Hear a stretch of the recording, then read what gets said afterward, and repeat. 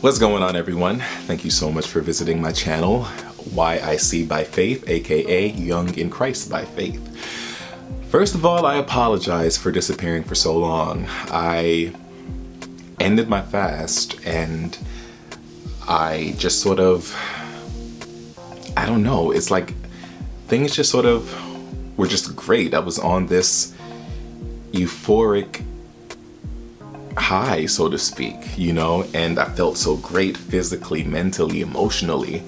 And then suddenly out of nowhere, I fell into this deep depression. And I have always sort of suffered with depression. And I've been fortunate enough to have friends that would always remind me to look to Christ and to look into the Bible when dealing with depression.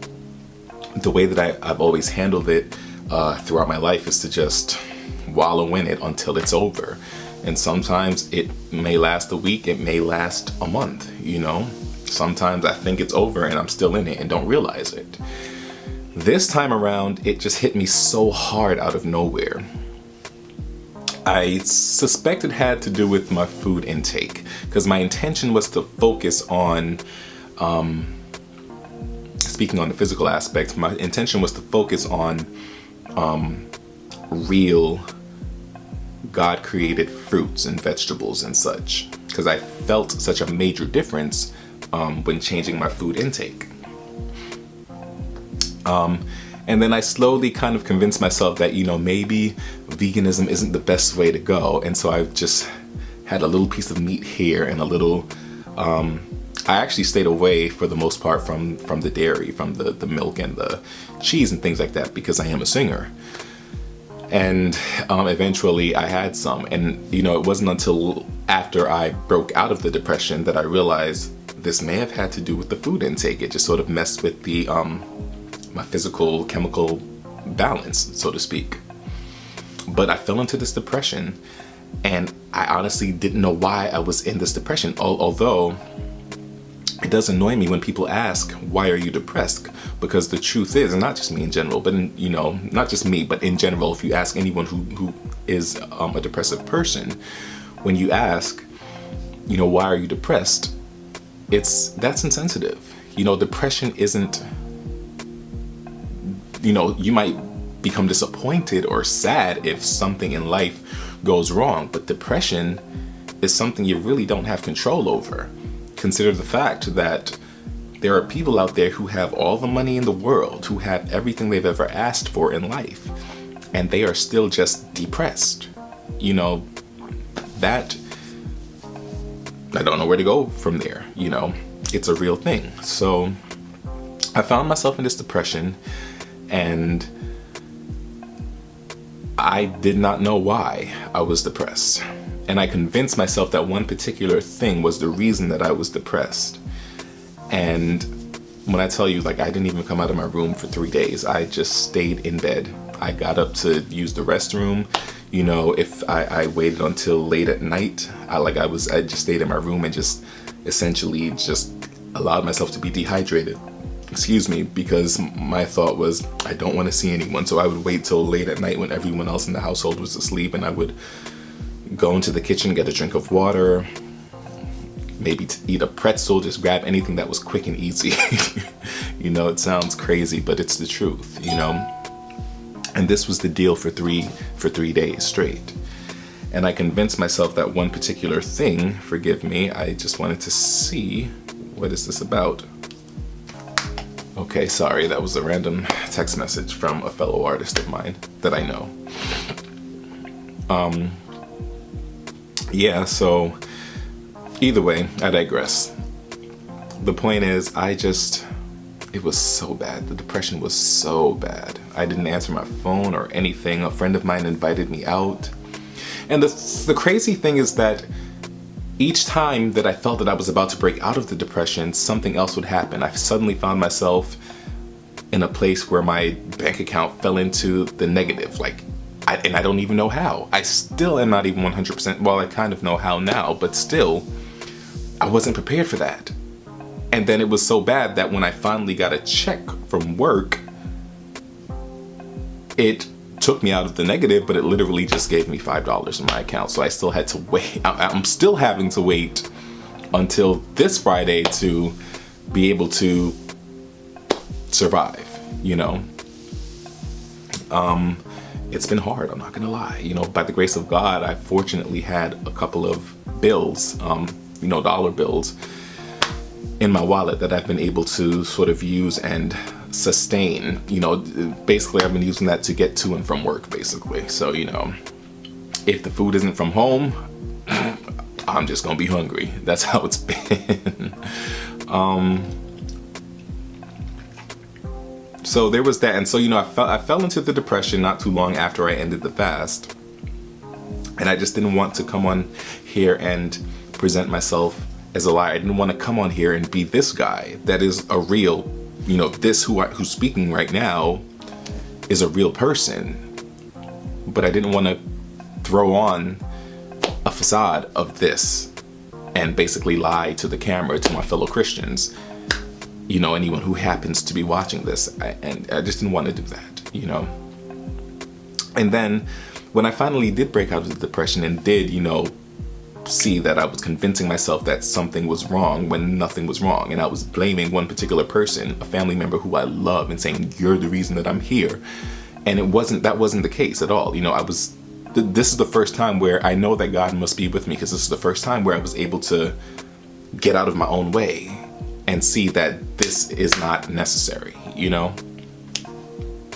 And so I got out of my own way, but then life started to happen. I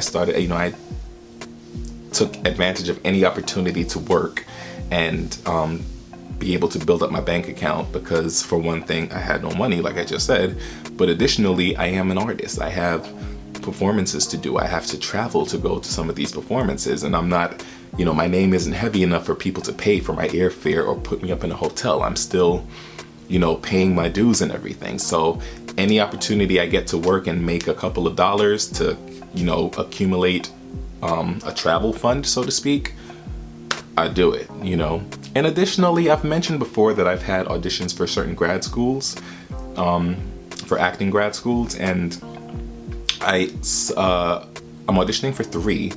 One of them I haven't, you know, auditioned for yet. That's coming up. But the other 2 I auditioned for, and I fell into the depression also because I didn't get accepted to the first 2, which is okay, because I had an interesting experience where the first school I went to audition for, it's not necessarily a school that I myself would choose. I just submitted myself because last minute, honestly, because one, a professor had mentioned that a fellow college mate of mine was going there, and then I actually went to visit this college mate and got to experience their school, and I thought, okay, this is a nice place, you know. And I mentioned on my other channel that another thing is that I didn't really choose my college based on, I didn't enjoy college, basically. I didn't allow myself to. I went to a college that was close to home, and I didn't really befriend anyone until after I graduated, you know. And so I didn't really have that college experience. So I know that there's a part of me that romanticized about the idea of going away to a school to study this thing that I am passionate about with other people who are also passionate about it, and have this experience of building a lifelong bond with like-minded people, you know. But while I was there at the audition, I remember right before I went into the audition, I was really questioning myself and wondering, is this really what I want? Or at least, is this where I want to go for what I want? Because the place I really want to go to is out of the country. If I'm going to go away to study, I'd like to go out of the country. I'll be real. You know what? I'll be honest, because I need to stop this. There's a part of me that's like, don't say too much because, you know, you don't want to jinx it. But I'm a Christian. I'm not supposed to believe in jinxes. In jinxes. Jinxes? In a jinx. Let's just say in a jinx. You know, the fact is, the school that I want to go to is in London. I've always wanted to visit London. I've actually always wanted to live in London. I've never been to London, but there's something about London that I've always loved since I was a kid, you know? And I still love it. And so I thought, well, if I'm going to go to school, I'm going to go there. I'm going to go to this school. It's a prestigious school, and it's in London. And I'm gonna make it work. I'm gonna go. This is an excuse to study something that I love, live in a place that I've always wanted to live in, and really just make this life work. And I was thinking maybe the reason I didn't get accepted to those 2 schools is because this is the school that I'm supposed to go to. But I remember, I keep like wandering off, you know, I just remember for both. So for the first school I auditioned for, I went in and I actually kind of, I choked. Like I've had this monologue memorized and I did my research, and for some reason I went in there and I choked. And it was so bad because the people auditioning me, like they had no shame. Like their faces was like, you're not getting in, you know. And one of them, the male, he actually laughed at me whilst in the middle of my monologue, which was disrespectful, but you know, it is what it is. Life happens. It didn't feel good, but it happened. For the second school, before I even went into audition, I'm just looking around at all the people and I'm looking at the space, and it's a weird thing, but I think Christians understand this. Like the energy that is around you just does not suit you. Like I knew that even though this particular school is a pretty grand school to go to, I just automatically knew that even if I did well and got accepted, I probably wouldn't go because this place is not for me. So, but still, the idea of not being wanted, I guess, just sort of really dragged me down, you know. Yeah. And then I started like just really dealing terribly with some of my prior demons, so to speak. Like it just, like my old sin started to creep on me, and I guess that just sort of happened because I was in this low place, and that's just what the enemy does, take advantage when you're down, you know. And I hate to admit it, but I have to admit it, you know, I fell into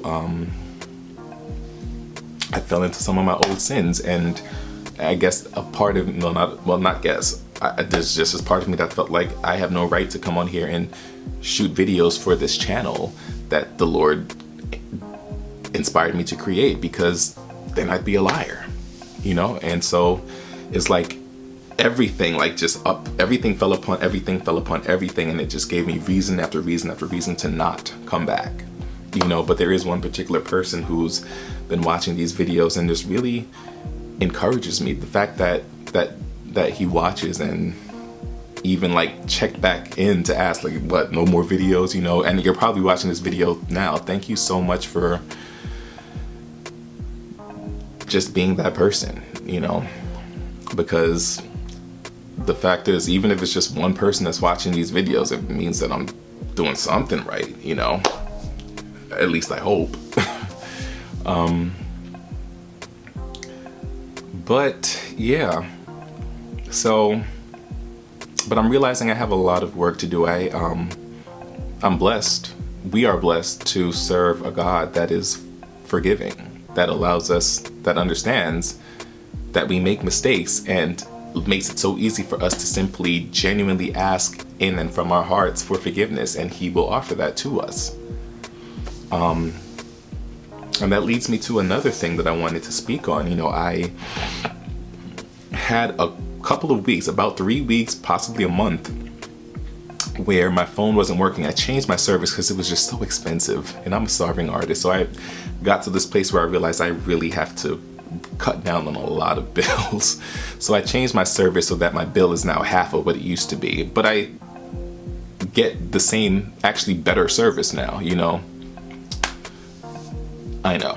So either way, that was me being stubborn. I get stuck and loyal and don't want to, you know, give in to change. But then, you know, when I finally took the time to look and see what the change would, you know, bring me, I realized like, oh, I've been stupid. I should have made this change 2 years ago. You know, but either way. So my service was slow because I made that change and I had to wait until the new month started for everything to fall into place. So I have a friend whom I've never met, but we met via Instagram, and he is someone that I do refer to as my brother in Christ. And, you know, he's been very encouraging to me, and I encouraging to him when necessary. And he had sent me this long message via Snapchat because he lives in a completely different country. So it's not that easy to just call each other and everything. But I wasn't able to check that message until yesterday. And I didn't realize that he was in such a dark place. And so, what is this? Where's this thing at? Where's my computer?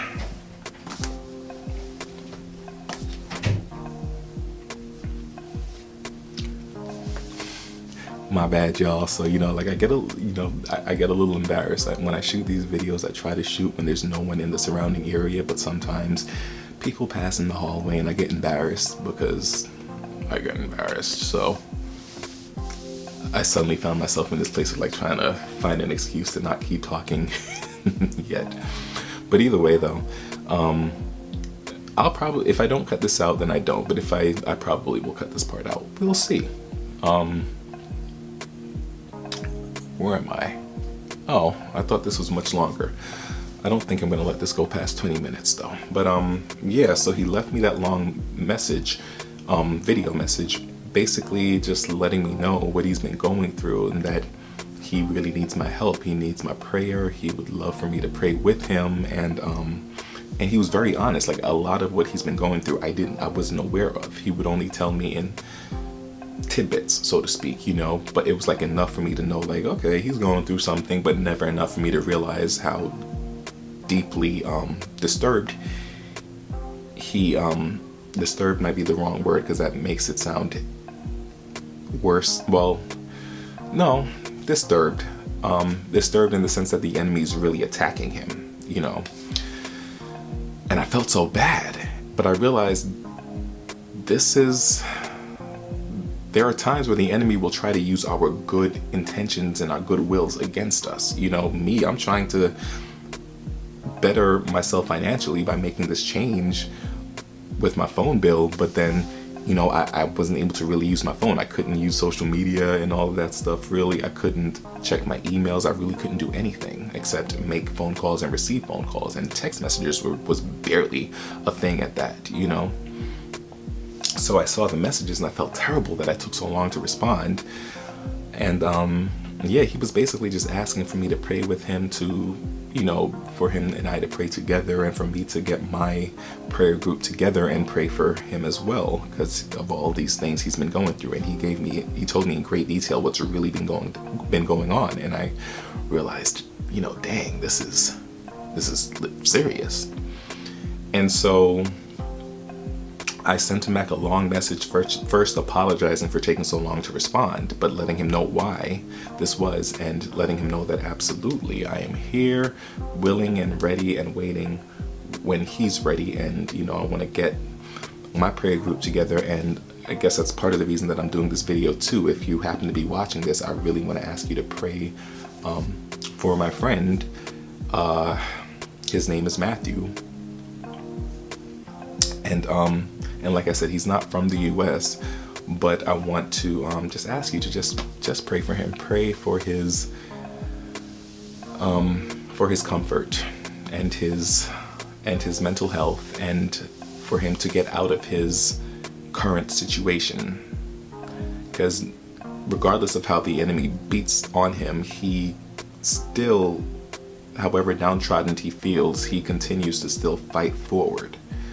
But I understand firsthand, and you may also, you may understand what it is to still just feel like, today is the day where I just need a break to not fight. I just need a chance to just lay down. I feel like that's what he's going through right now, because he's been fighting for quite some time, and he's a very young man, and when I first met him, he was so enthusiastic and just such a light and a fighter for Christ. And it's like, and that's honestly why I think the enemy is really beating on him. So I ask you to just, put him in your prayers if you happen to come across this video. And obviously I'm doing the same. And yeah, let's all work together as brothers and sisters in Christ, But then something else happened. I realized I must really not think much of myself, because I am always willing to stop whatever I'm doing to help other people, to pray for other people. But for myself, I always think like I never feel as if I've been good enough. And even in the midst of me finally creating this channel, because of, the Lord's divine inspiration, there's this part of me that still feels like, why? Why me? I make mistakes that I know don't make you happy,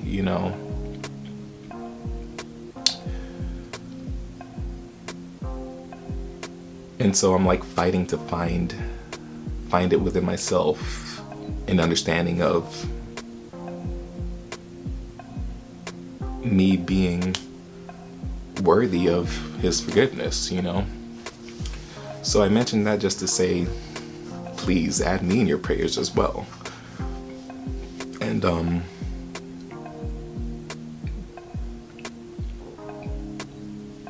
I'll pray for you as well. If you drop your name in the comment section.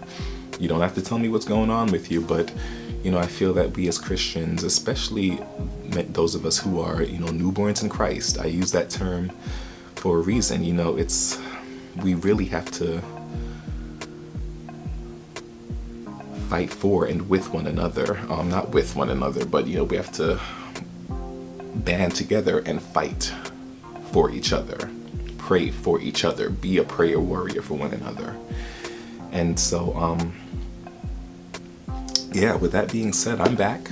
I will try my best to be as